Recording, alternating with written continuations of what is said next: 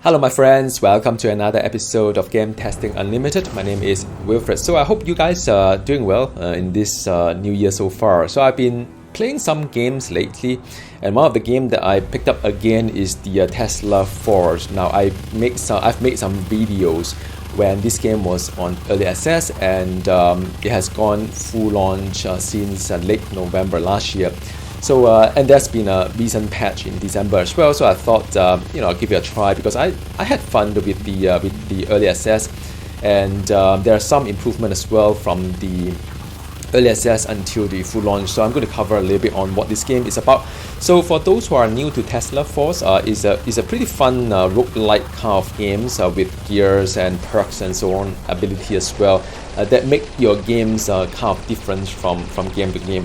Now the just a bit of introduction again is that you play one of the characters. There are five in total. You have to unlock them to continue playing. But you start with one of the character and you progress your way through that. Every game you start with nothing, just like any roguelike kind of like a game. You start with the most fundamental pistol kind of like a weapon, and then you build your way up at each completion of the mission. Then you pick some of the perks, like would you like to upgrade your weapon, would you like to upgrade your perks, which is like a passive, or so on and so forth. And there are some shops as well whereby you could spend your currency collector in game to buy some extra perks or ability and so on. So it's a pretty fun game. All the maps here supposedly is procedurally generated, so giving you the kind of randomness to it. So not every game is the same. I've played it like quite a fair bit. I don't think there's a lot of variance to it, but still there's some randomness to it to keep you kind of surprised from time to time. So there are actually 5 type of mission as well. So some mission are like defend the area or destroy a certain like statue, or like collecting the parts to power up one of the generators, or the surviving the hive is one of the pretty fun ones. So you have to survive a wave and wave of mobs, and last but not the least, or the elite kind of like you got to take down the elite rare spawn for extra reward as well. And the world map is kind of fun as well, because there are different paths to the end boss for each chapter. So there are 3 chapters. So you could choose like upgrade the weapon path first, or you go for the ability path or perks path. So you can work your way through as well, because the branchings are all different. So again, each game is kind of different depending on your strategy. Would you like to have a stronger weapon to start with, or better perks to give you the passive kind of play to it? So yeah, I enjoyed that bits a lot. The weapon wise, this game has it claims it has 20 weapons. In some sense, there are some weapons that are just kind of so I would say there are some weapons that are pretty good as well, and you could try your kind of different kind of weapon to give you a different feel to it. So, but of course, if you stick to what you tend to just every game become just the same. You try not to do that as well. So there's some variation to it. Have some of the weapon is more like AOE kind of weapon, like the BFG. I played early access. I love the BFG gun. It was one of the most OP kind of weapon, but I think after the full launch it get nerfed down a little bit. I got the firing rate, which is a lot slower, but of course with different weapon you could think about strategy like should I pick those perks that would increase the reloading kind of speed so as to make some of the weapon more powerful, or the rate of fire become higher and so on. So there's a little bit of strategy to it. Now of course it's random, you can't just buy any perks you like. It depends very much on the on what's available to you. So yeah, that's a pretty fun part as well. There are 2 phases to it. So you could be a human, or you can be a mech. So you start off each mission as a mech, and depending on how much you upgrade your mech may break down after a certain number of seconds. Then you become a human again, but you can collect the parts to assemble your mech again. So it's a pretty fun part to it. You can have two bits to it. And this game is always about risk and reward. If you're good enough, you think you don't need the mech, you could just focus on the mission. However, if you want to be a little bit safer and you walk around to collect the parts to assemble your mech as well, you can do that as well. You can collect crystal, the purple one that you see. You can collect crystal, and you could also like collect the energy cell for your ability. So again, risk and reward, because you would like to collect crystal, but you don't want to do it at the expense of your health, because sometimes it's just too many mobs around the area. So some people complain that you get hit a lot while trying to collect all the crystal. My suggestion to you is that, well, try not to just blindly go into any mob kind of like a situation to just collect the 1 or 2 crystal. It's not worth it. So it's a bit of trade-off from that area perspective. There are altogether 37 perks. I've seen it. I think all in all, the perks are very well designed. There are some synergies to what you can do, like collecting crystal will heal you, or you could say every time you clear a mission, it heals you for a certain percentage.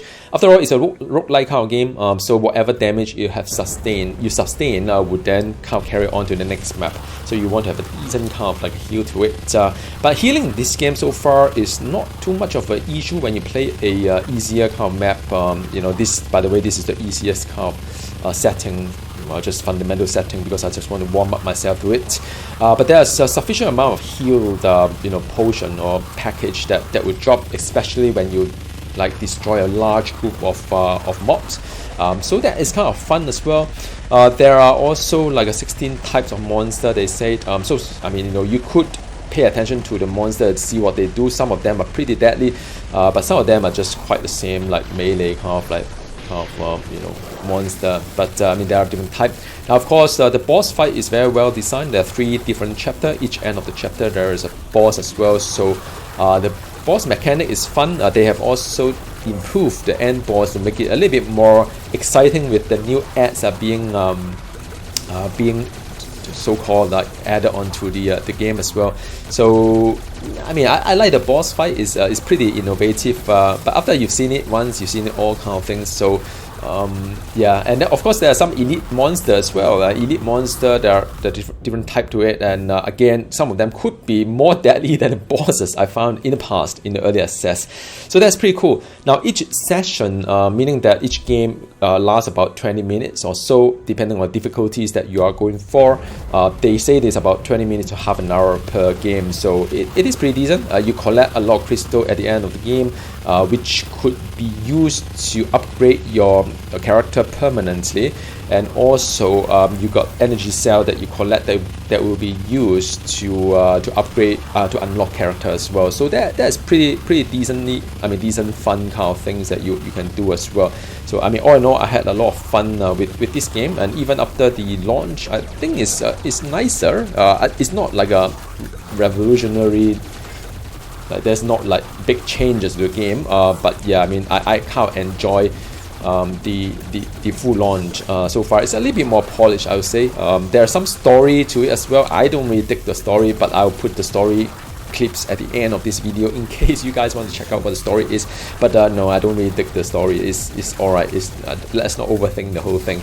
4 difficulties level, so you can start with the easy one, and of course the higher difficulty level will give you the better reward like crystal and so on, that will help you upgrade your character in a more meaningful way.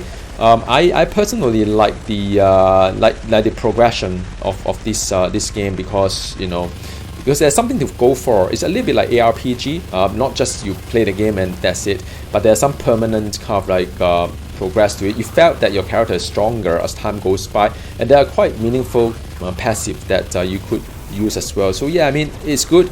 I love the music. It's great music. I think the music makes the game so much more alive, I would say. So yeah, that is something I really like. So all in all, I think this is but I mean, consider the fact that this game costs about $16, so it's quite a fair bit of money for a game, but it's a pretty fun game as well. So it depends on whether you like the roguelike kind of a gameplay with permanent progression, so as to speak, so that you can do better as time goes by. Some people say that it get repetitive towards the end, because you've unlocked everything and every game is just the same. Well, I do not disagree, but after all, you do have to spend quite a fair bit of time to collect crystal, and to upgrade your character, then you have to unlock the character, play different character. So I think that is about it. I mean, you could also get higher difficulties as well that make your progress a little bit faster. So yeah, I mean that is kind of pretty fun. I strongly recommend, if you play this game, just try out different kind of weapon ability. Don't just stick to the one that you like, otherwise it becomes quite monotonous. That I agree with you. So far having fun, and I would do a little bit more on this game for different characters. So I'm using the fundamental basic character right now. I can't remember his name, but I think Tesla. Yeah, but there's a lady as well, which I have Curly. You can play Curly as well, which play a little bit differently. And I'm unlocking like Shelly, and I think last one is Lovecraft, which is one of the main character of this game series. So I've read. So let me know in the comment box, what are the kind of like content you like to see from this game, or how you think about this game from the video you've seen so far, or from your experience as well. So I'm keen to hear. And till the next time we see each other, we'll do something fun for you guys. All right, see you. Bye bye.